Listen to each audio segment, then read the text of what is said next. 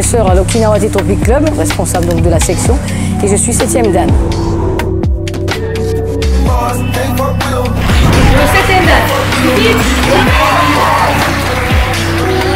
J'ai commencé le karaté en 1976, alors que j'avais à peu près 13 ans, donc on peut faire le calcul. Ça va faire maintenant 47 ans que je suis dans les disciplines, que je me suis passionnée pour cet art martial. Je suis arrivée au Samouraï Dojo dans les années 78-79, un petit peu après. Je me suis passionnée et devenue première ceinture noire de la Martinique à l'âge de 16 ans. À l'origine, je suis très sportive, donc j'avais vraiment envie de me tourner vers une discipline. Je venais de métropole, je cherchais un club de judo au départ. En rentrant au Samouraï Dojo, le jour où je rentre dans ce club, je découvre un cours de karaté adulte. Et là, c'est comme un coup de foudre. Ça s'explique pas. L'ambiance, l'odeur, le dojo. D'un seul coup, je découvre ce qu'est le karaté, alors que j'étais venue pour du judo au départ. Et je savais d'emblée que c'était cette discipline qui m'attirerait. Je ne savais pas que ce serait pour aussi longtemps, mais à la base, je sentais vraiment que j'avais un très fort coup de cœur pour cette discipline. Pour moi, le karaté, c'est pas qu'un sport, c'est une façon de vivre. Ça collait beaucoup à ma personnalité. Et le karaté m'a énormément apporté dans ma rigueur, dans mes ambitions, dans le désir de réussir quelque chose et d'aller jusqu'au bout. C'était très important et c'était une façon de vivre aussi et d'avancer.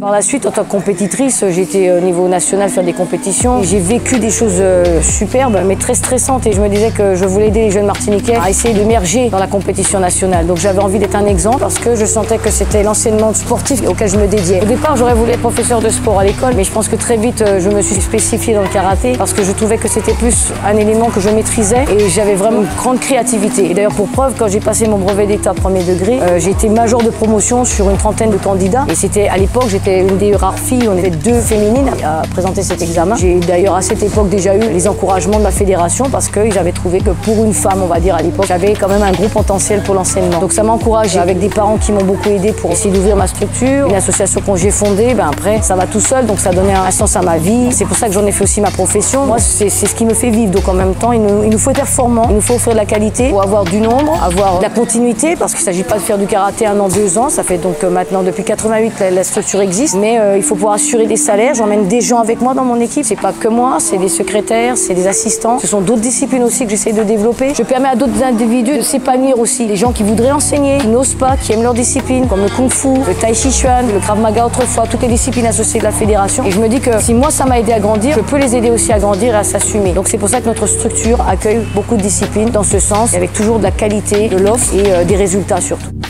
Quand je rentre en 1988, au départ, je commence toute ma première section au centre de Bellevue, dans une petite salle de danse, la salle de Marlène Zecler à l'époque. Au départ, je voulais reprendre avec mon professeur le Samouraï Dojo, mais ça s'est pas fait, donc du coup, j'ai dû être autonome et j'ai créé ma propre section donc à Bellevue en 1989 par là. Et ensuite, très vite, je m'aperçois que la salle est trop petite, donc je vais émigrer dans un premier temps sur la route de Meaux, dans le domicile de mes parents, où j'aménage le bas de la maison en dojo. Et on arrive très vite à 90 licenciés. Sur les après-midi, c'est lourd, ça encombre un petit peu le lotissement. Donc c'est qu'en 92 que je trouve cette salle ici où mes parents m'aident à investir. Avec la discipline, j'ai réussi à mettre autour de moi un ensemble de pratiquants, garçons, filles, jeunes, moins jeunes, professeurs. Chacun a donné son expérience de métier pour ce qui était des adultes. Et on a monté les murs, les parpaings, on a monté les IPN. Bon, bien sûr, il y a des postes qui ont été faits par des professionnels. Tout ce qu'on voit autour de moi a été fait par les élèves. C'est notre sueur, c'est un travail en commun et c'est un symbole. On y tient énormément et on sait que le dojo, c'est le lieu de vie des karatékas. C'est comme ça qu'il s'est créé en 1992 et il est toujours là.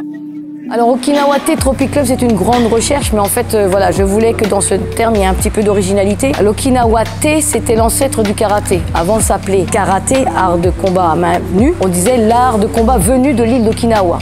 L'île des Ryukyu du Japon. Donc ça, on pratiquait à l'époque l'Okinawa-té, et qui existe encore d'ailleurs maintenant. Ça, c'était pour garder le côté traditionnel. Bien sûr, tropique, on l'aura bien compris, c'était pour donner une connotation au niveau des îles, et club pour parler de la vie associative. Dans notre logo, le symbole qu'on a au niveau des mains aussi est un symbole de paix qu'on retrouve dans le katakon Kudai, mais c'est également un symbole qui s'ouvre sur le monde et qui est un appel à l'ouverture, à la générosité et surtout à la passivité. Donc on est pacifique dans notre comportement, pas belliqueux. Alors les principales valeurs que je veux essayer d'enseigner auprès de mes élèves à travers le karaté, c'est principalement la droiture, c'est-à-dire essayer d'être juste et bon dans tout ce que l'on fait, d'essayer d'être discipliné, d'apprendre à vivre ensemble en se respectant les uns les autres, dans le dojo mais dans la vie de tous les jours. J'essaie aussi de leur enseigner la persévérance, de façon à ce que lorsqu'ils commencent quelque chose, ils aillent jusqu'au bout de leurs ambitions. J'essaie également de leur apprendre la confiance en eux. On a par nature tendance à se sous-estimer, essayer d'être soi-même et d'avoir confiance en soi. On a des capacités que des fois on n'ose pas mettre en avant et il faut apprendre à les les affirmer. À l'inverse, quand on a tendance à être un peu trop bougeant, irrespectueux des codes et des valeurs de la société, j'essaye, à travers l'enseignement, d'expliquer aux jeunes qu'on doit se respecter mutuellement. Le respect des autres, si on se respecte soi-même, on va respecter les autres. Voilà, donc c'est important de se regarder dans le miroir tous les jours et de se dire, est-ce qu'aujourd'hui j'ai fait de bonnes choses? Si j'ai fait de bonnes choses, c'est que je peux être satisfait de moi et ma vie est bien remplie.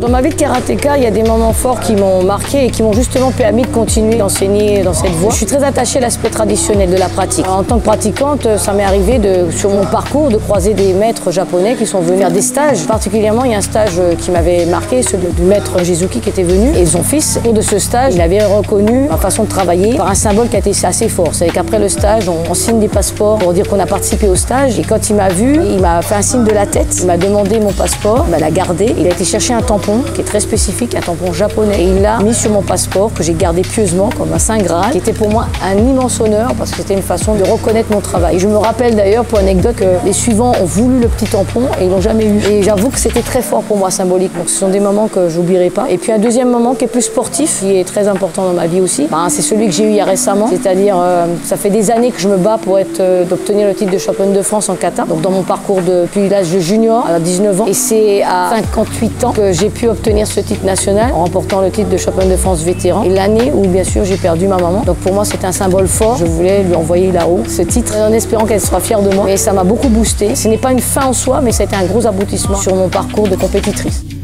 Passer un 7e grade, pour moi, c'était pas une recherche particulière, contrairement à ce qu'on pourrait croire, bien que on cherche toujours à avancer, à s'évaluer. Ça faisait 10 ans que j'étais 6e dan et j'avais pas particulièrement au départ en quête d'aller chercher ce 7e dan. Cependant, au bout d'un moment, j'avais surtout besoin de savoir si le parcours que j'avais réalisé pouvait représenter à leurs yeux la valeur d'un 7e dan.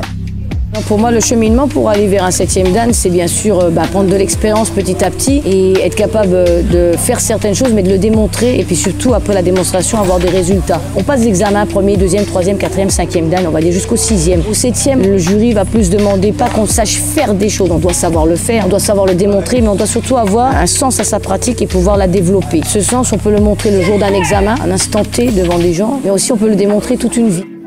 La façon dont je l'ai obtenue avec cette reconnaissance fédérale, pour moi, c'est une très grande fierté. Pour la Martinique, parce que je sais que je suis la première femme élevée à ce grade, non seulement au karaté, mais même par rapport aux autres arts martiaux. J'ai eu l'occasion de croiser le président de la Fédération française de karaté, qui m'a salué pour mon travail avec mes élèves. C'est vrai qu'on réalise vraiment qu'on a passé un cap. Donc 7e, 8e dan, on n'y est pas encore. Je ne cours pas après, sachant que pour moi, il faut que chaque chose prenne son temps. 10 ans entre chaque grade, c'est déjà bien. Bon parcours. Pour moi, c'est une étape qui me paraît normale dans ma pratique quotidienne. Pour le 7e dan, bip bip.